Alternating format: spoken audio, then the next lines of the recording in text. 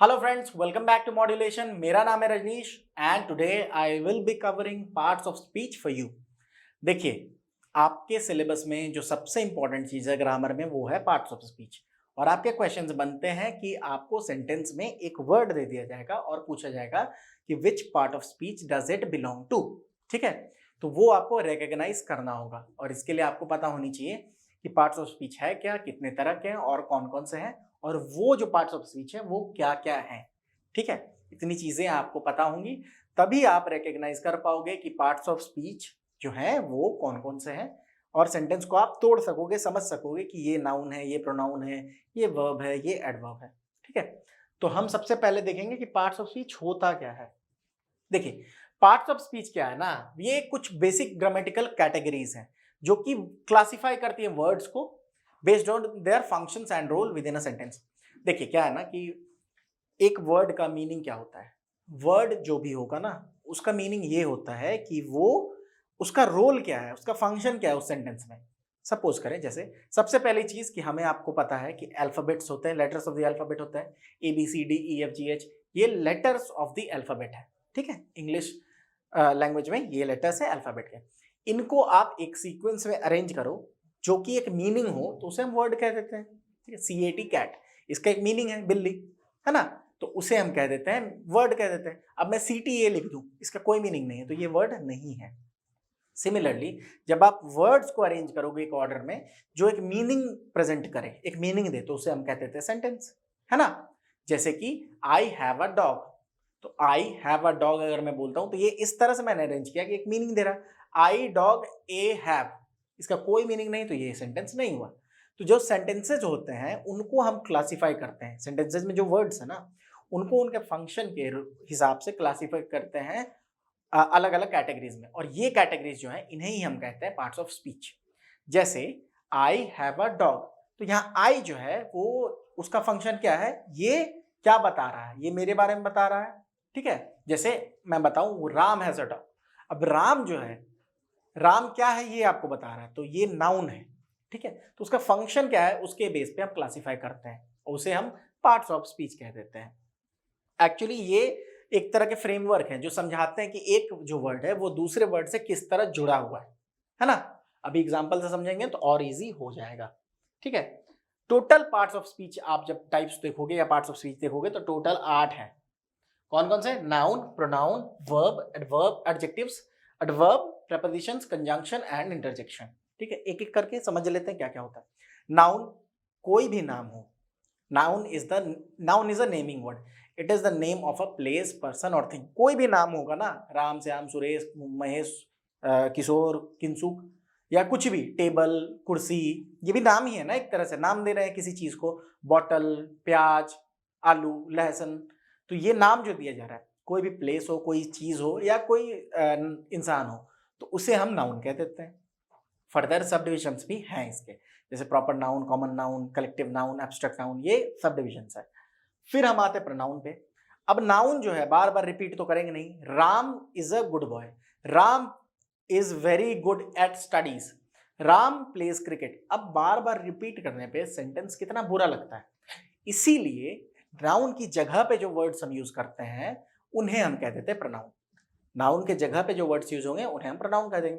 राम की जगह पे ही आ जाएगा तो ही प्रोनाउन हो गया, ही, शी, इट, ये सब प्रोनाउन हो जाएंगे, है ना। उसके बाद आता है वर्ब, एक्शन वर्ड्स, जिससे आपको ये डिनोट हो कि कोई काम हो रहा है, जैसे खाना, पीना, सोना। ठीक है, ये सब क्या है, एक्शन वर्ड्स है।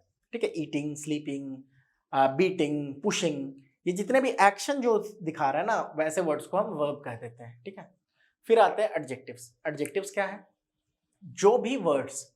जो वर्ड्स नाउन या प्रोनाउन के बारे में कुछ बताते हो उन्हें एडजेक्टिव्स कह देते हैं, हिंदी में विशेषण कहते हैं। जैसे कि गुड बॉय, बॉय तो नाउन है, बॉय के बारे में कौन सा वर्ड बता रहा है, गुड, तो ये हो गया एडजेक्टिव।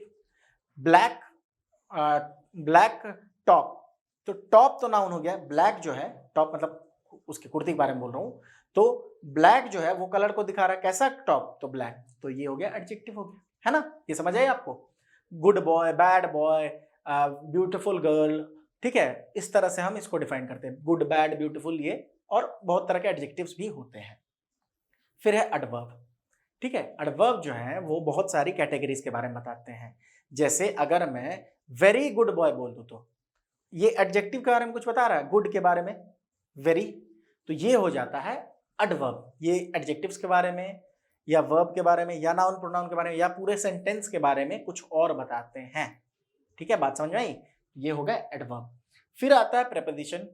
प्रेपोजिशन क्या है? पोजीशन बताता है, ये किसी चीज, कोई चीज किसी और चीज से कैसे रिलेटेड है, क्या पोजीशन है, इसके बारे में बताता है। जैसे the book is on the table, तो ये जो ऑन है बुक और टेबल के बीच का रिलेशन बता रहा है। ठीक है, the chair, he is sitting on the chair, है ना। The cat is under the table, तो कैट और टेबल के बीच का रिलेशन जो बता रहा है वो वर्ड है अंडर। ठीक है, तो ये पोजीशन के बारे में था। प्री मतलब पहले, पोजीशन, तो ये नाउन और प्रोनाउन का जो है ना वो क्या बताता है? रिलेशनशिप बताता है।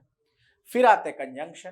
कंजंक्शन क्या होते हैं? ये जॉइनिंग वर्ड्स समझ लीजिए, दो सेंटेंसेस को, दो वर्ड्स को जो जोड़ते हैं ना, एंड और, इनको कंजंक्शन कहते हैं। राम एंड श्याम, तो ये जो एंड है वो जोड़ रहा है ना, जोड़ रहा है ना, इसको हम बोल देते हैं कंजंक्शन।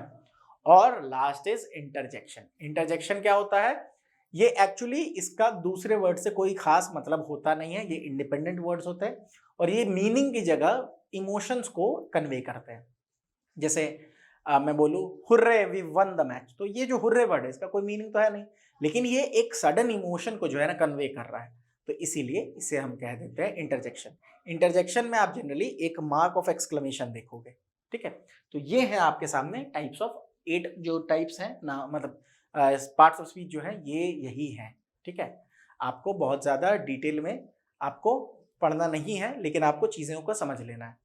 तो this was all about the different parts of speech. ठीक है, आप हमारे मॉड्यूलेशन क्लास से जुड़ सकते हैं और आप मॉड्यूलेशन 2.0 ऐप को डाउनलोड करें और वहां पे आपको CUET के कोर्स के बारे में जानकारी मिल जाएगी, जहां पे आपको सारी चीजें बहुत अच्छे से क्यूरेट करके हमने प्रोवाइड कराई हैं, ताकि आप हमेशा एक स्टेप आगे रहो बाकी लोगों से CUET के प्रिपरेशन में। आप हमें कांटेक्ट कर सकते हैं 9015781999 पे। ठीक है, साथ में आप मॉड्यूलेशन CUET 2024 सर्च करोगे टेलीग्राम पे तो आपको एक ग्रुप मिलेगा, उसको ज्वाइन करें, बिकॉज वहां हम सारी चीजें अपडेट करते रहते हैं। ठीक है, कमेंट करें, लाइक करें, सब्सक्राइब करें और हमारे चैनल को थोड़ा शेयर कर दें। ठीक है, ज़्यादा से ज़्यादा लोगों के बीच शेयर करें और साथ में जो भी फीडबैक है, जो चीज़ें आप चाहते हो कि हम आपको समझाएं, वो आप ज़रूर कमेंट करें उसको, ताकि हम उस पर कुछ वीडियो बना सकें या आपके लिए प्रॉपर गाइडेंस और दे सकें आपको। ठीक है, that will be like a booster for us. ठीक है, जब आप लाइक करते हो, सब्सक्राइब करते हो ना, हमारे लिए बूस्टर का काम करता है। ठीक है, and we will be there to assist you in every sphere of your examination preparation। ठीक है, आपको हम असिस्ट करेंगे, साथ में हम आपके साथ है। कोई भी डाउट हो प्लीज आप कमेंट सेक्शन में you feel free to comment. ठीक है, तो चलिए फिर मिलते हैं किसी और वीडियो में। Till then take care of yourself and keep on revising things.